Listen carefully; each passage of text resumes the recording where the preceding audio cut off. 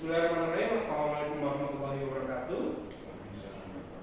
Baik, terima kasih atas kesempatannya. Kali ini saya akan mereview kembali materi yang telah dipelajari selama 2 hari terkait perangkat RPS berbasis PJBL dan PBL. Baik, untuk berbicara PBL dan PJBL ya, dalam konteks RPS, sebelumnya kita sudah tahu bahwa RPS itu akan terkandung CPL, CPMK sampai sub CPMK. Di mana untuk bisa mencapai ya tujuannya dari sub CPMK, pemahaman kami itu bisa di cover melalui metode pembelajaran berbasis PJBL dan ataupun dengan PBL. Di mana urutannya adalah yang pertama dari RPS itu menentukan dulu CPL dan sub CPMK yang akan menggunakan PJBL dan PBL-nya. Dalam satu RPS atau mata kuliah bisa pakai satu, bisa pakai keduanya di-combine. Ya, penjelasan seperti itu. Nah, ini disesuaikan dengan tentu saja dengan karakteristik dari sub CPMK. Masing-masing sub CPMK inilah yang nanti endingnya akan dicapai oleh mahasiswa di setiap pertemuan atau di setiap capaian pembelajarannya. Nah, ini contohnya ke PJBL atau ke PBL. Ketika sudah ditentukan, maka selanjutnya adalah menyesuaikan jumlah pertemuan dengan konten yang didesain. Misalnya butuh berapa pertemuan untuk menyelesaikan sub CPMK dengan model PJBL dan PBL. Dan terakhir tentu saja adalah menyusun rencana tugas mahasiswa atau modul pembelajaran. Ini adalah aturannya ya, dimana ini tuntutan dari kompetensi abad 21 ya, pembelajaran abad 21. Dan itu tertuang di dalam Kemendikbud nomor 3 tahun 2020. Nah, di mana diminta untuk berbasis proyek, baik proyek team based project atau dengan case method. Di mana di sini dituangkan dulu di perencanaan, lalu pelaksanaan, yang terakhir adalah asesmen dan evaluasi. Nah, ketiganya ini harus tertulis dan tertuang di dalam RPS masing-masing dosen di mata kuliah. Oke. Bedanya apa? Kalau case method dan bedanya tim project atau base project. Kalau pemecahan kasus case method yaitu mahasiswa berusaha untuk memecahkan sebuah kasus, di mana nanti mahasiswa melakukan analisis kasus, merekomendasikan solusi, dibantu dengan cara bisa dengan pengujian, bisa dengan uji diskusi kelompok, bisa juga untuk mengembangkan rencana solusi. Dalamnya kelas berdiskusi aktif dengan mayoritas percakapan dilakukan oleh mahasiswa, dan kita sebagai dosen di sini fokusnya adalah memfasilitasi dengan mengarahkan diskusi, memberikan brainstorming masalahnya dan sebagainya, dan memberikan observasi sebagai penilaian tekniknya. Lalu basicnya adalah project, itu kelas dibagi menjadi kelompok. Nah, kalau kelompok ya tentu saja dia lebih dari satu mahasiswa untuk mengerjakan tugas yang sama selama jangka waktu yang telah ditentukan. Kelompok diberikan masalah asli atau pernyataan yang kompleks, lalu diberikan ruang untuk membuat rencana dan kolaborasi mereka. Nah, di akhir kelompok itu harus mempresentasikan karya akhir. Jadi kalau ketika berbasis project, luarannya adalah produk. Gitu. Kalau yang case tadi kemarin dijelaskan itu lebih kepada bisa produk bisa solusi yang dianalisis. Tapi kalau project diharapkan luarannya adalah produk atau kegiatan dan sebagainya sesuai dengan karakteristik mata kuliah atau CPMK CPL yang ada di mata kuliah tersebut. Ya, catatan fundamentalnya ketika berbicara case based learning itu tidak mensyaratkan pengalaman utama atau pengalaman dari subjek yang sebenarnya. Kalau problem based learning, kalau yang case based learning mensyaratkan mahasiswa memiliki sebuah tingkat prioritas pengetahuan yang dapat membantu memecahkan masalah. Yang menjadi catatan ketika menerapkan itu, kita sebagai dosen berperan penting sebagai pendamping, motivator, fasilitator bagi mahasiswa dalam belajar menyelesaikan masalah-masalah. Dan ini adalah contoh aktivitas belajar mahasiswa. Lalu apa kemampuan yang diharapkan atau diperoleh dari mahasiswa dan aktivitas dosen yang dilakukan. Di sini misalnya contohnya ketika mahasiswa itu bisa dalam kelompok kecil atau belajar secara individual, lalu diberikan sebuah kasus atau masalah sesuai dengan kompetensi tujuan pembelajarannya, sesuai dengan sub CPMK-nya, ya. Lalu mereka diminta untuk mencari informasi ya, serta menghafal informasi tersebut dan menganalisisnya hingga nanti menghasilkan sebuah solusi. Nah, ketika kita belajar seperti itu, maka kemampuan yang diperoleh harapannya adalah kreatif menyelesaikan problem solvingnya, lalu kemampuan interpretasi dan kemampuan kemandirian untuk belajar. Nah, tugas dosen yang penting di sini, di mana kita sebagai dosen harus menyiapkan materi dalam bentuk kasus, ya, kasus di sini. Nah, kasus ini bisa dicontohkan dengan misalnya suruh mahasiswa turun ke lapangan atau memberikan berita-berita terbaru terkait penemuan terbaru lalu untuk mengkaji oleh mahasiswa. Nah, yang selanjutnya adalah kalau PJBL bagaimana? Nah, kalau PJBL dia gampangannya sih itu menggunakan proyek atau kegiatan. Kegiatan itu juga proyek, luarannya ada produk atau berbentuk kegiatan yang sesuai dengan CPMK-nya.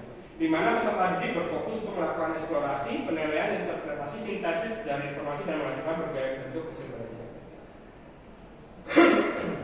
Metode belajar yang digunakan masalah sebagai langkah awal dan mengumpulkan dan mengintegrasikan pengetahuan baru berdasarkan pengalaman nyata. Nah, tugas sebagai dosen sama hampir-hampir mirip sih, kita sebagai pendamping, motivator, fasilitator dan bagi mahasiswa. Jadi baik kita menggunakan metode PJBL dan PPL, basicnya peran dosen di sini lebih banyak kita sebagai fasilitator dan motivator. Kenapa gunanya seperti itu? Karena harapannya dengan menggunakan dua model pembelajaran ini, metode pembelajaran ini, maka kita mengharapkan mahasiswa lebih mandiri dan mengembangkan berpikir kritisnya untuk menyelesaikan suatu masalah guna mencapai kompetensi yang diharapkan dari mata kuliah tersebut. Ini adalah elemen penting ketika melaksanakan project based learning, dimulai dengan challenging problemnya, challenging problemnya, masalahnya apa, lalu analisis informasinya, sampai di akhir outputnya itu adalah produk. Ya. Kalau project dia menghasilkan produk atau kegiatan. Produk tidak harus berupa hasil produk yang nyata, bisa juga berbentuk dalam kegiatan.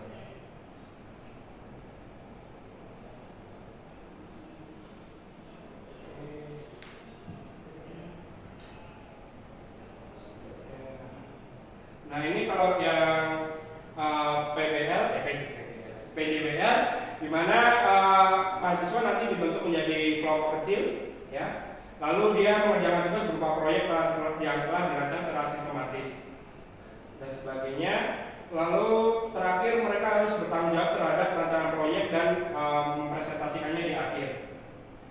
Nah, yang menjadi titik fokusnya juga dosen ketika membuat sebuah proyek harus membuat sebuah rubrik terkait rambu-rambu penilaiannya, ya, yaitu terkait evaluasi terhadap kinerja dari mahasiswanya. Jadi ketika mau menggunakan case atau menggunakan proyek, rubrik penilaiannya juga harus disertakan.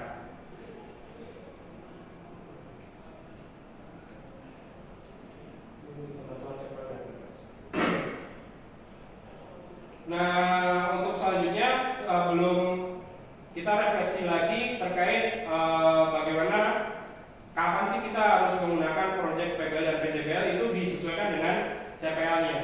Ya, konteksnya adalah CPL dari prodi diturunkan ke CPMK. Ya, CPL yang dititipkan di mata kuliah diturunkan ke CPMK, lalu dia diturunkan dari sub CPMK-nya. Dan sub CPMK itu yang disetting menggunakan produk atau case problem atau case studi atau menggunakan project based learning. Nah, desain pembelajarannya di RPS. Jadi urutannya setelah kita mengetahui bagaimana cara kerja bedanya menggunakan PBL dan PJBL, maka ketika dalam RPS kita tentu saja tahap pertama adalah pengembangan RPS. Di sini menggunakan metode ADDIE. Yang pertama adalah mengidentifikasi CPL sampai turunnya sampai sub CPMK. Ketika sudah masuk CPMK-nya, kita melakukan analisis pembelajaran dan analisis kebutuhan mahasiswa sesuai dengan konteksnya. Lalu merumuskan kinerja hasil belajar mahasiswa dan indikator kriteria penilaiannya. Yang kelima, mengembangkan instrumen penilaian. Lalu keenam adalah mengembangkan bentuk metode, strategi dan pembelajaran dalam penyusunan RPS. Lalu 7, mengembangkan dan menyusun materi pembelajaran. 8, mengembangkan penyusun evaluasi formatif pembelajaran. Dan yang terakhir tentu saja merancang dan menyusun evaluasi sumatif. Kurang lebih itu yang dapat saya sampaikan terkait bagaimana mengimplementasikan PBL dan PJBL. Terima kasih. Dimakan atau tanya jawab tetap direkam? Tanya jawab tetap direkam? Nah. Baik, terima kasih. Ya Pak, baik tadi yang menjelaskan Ya, bagaimana mengembangkan RPS dengan PBL dan PJBL. PJBL dan atau cash method. Ya. Menurut Bapak itu yang secara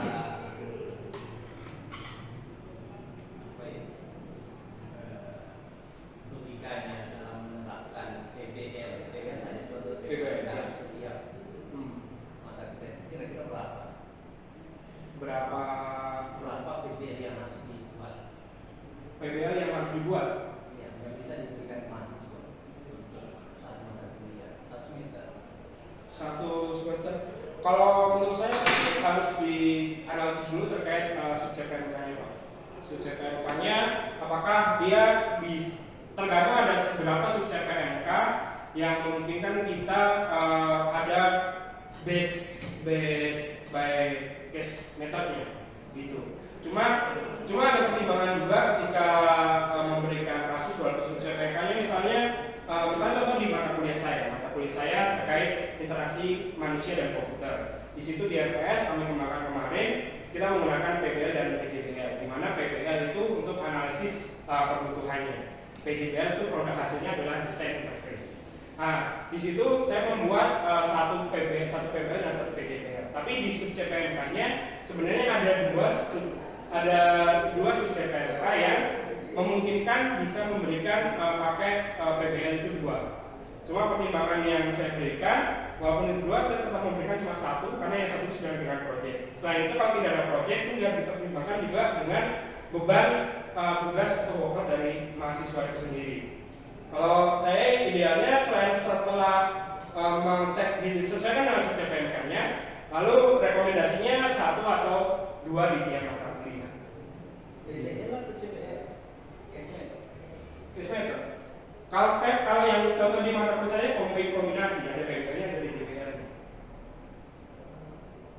Kan saya tanya Pak, yang PBL itu sama kan PBL dengan case method? Sama.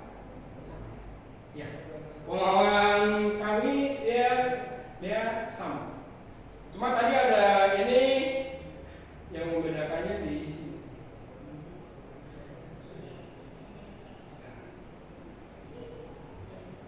Tidak mensyaratkan, yang satu tidak mensyaratkan pengalaman utama, yang satu mensyaratkan memiliki sebuah tingkat prioritas pengetahuan yang dapat membantu menyelesaikan masalah.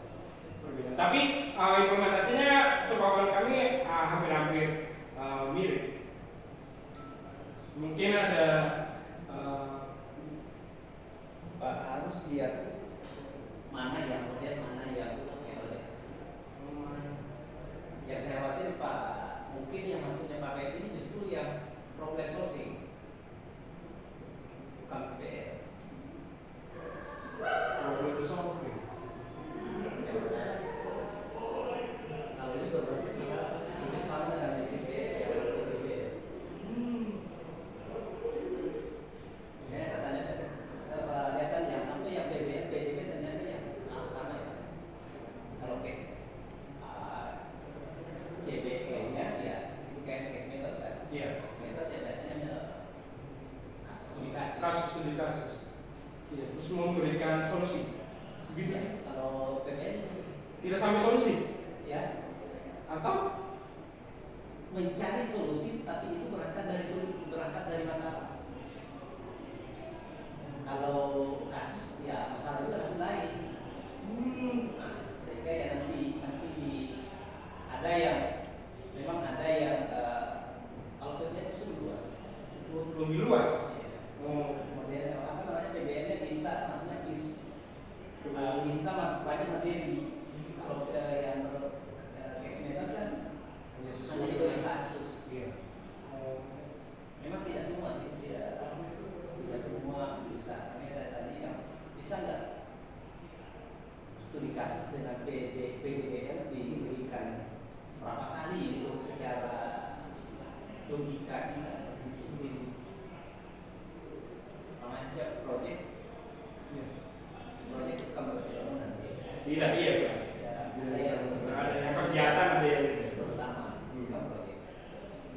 Yang masih kita harus dikit sampai lebih banyak. Dan lebih tugas workload mahasiswa.